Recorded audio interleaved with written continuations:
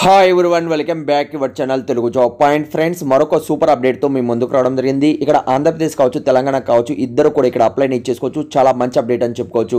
Full detail అనేది నేను కింద డిస్క్రిప్షన్లో కామెంట్స్ బాక్స్లో మీకు ఇచ్చాను. అక్కడి నుంచి కూడా రీడౌట్ చేయండి. గ్రూప్ సి సంబంధించి పర్మనెంట్ ఉద్యోగాలు అనేది రావడం జరిగింది.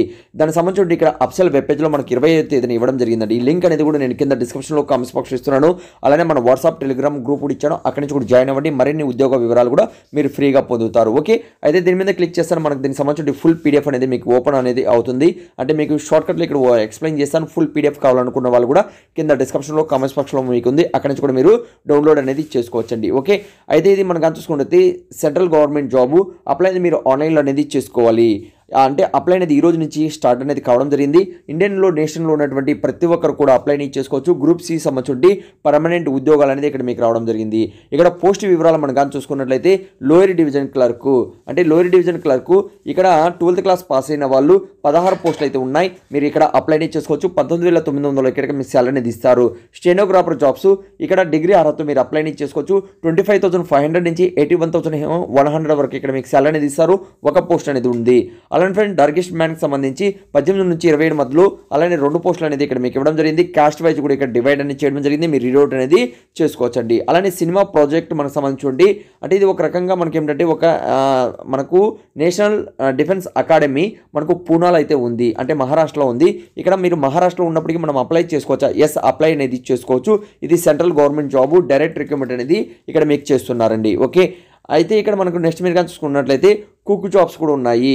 ఇక్కడ 10th క్లాస్ అప్లై అనేది చేసుకోవచ్చు. అలానే మనకు ప్రింటర్కి సంబంధించి ఒక అప్డేట్ కావచ్చు. అలానే సివిల్ అండ్ మోటార్ డ్రైవర్ సంబంధించి కావచ్చు.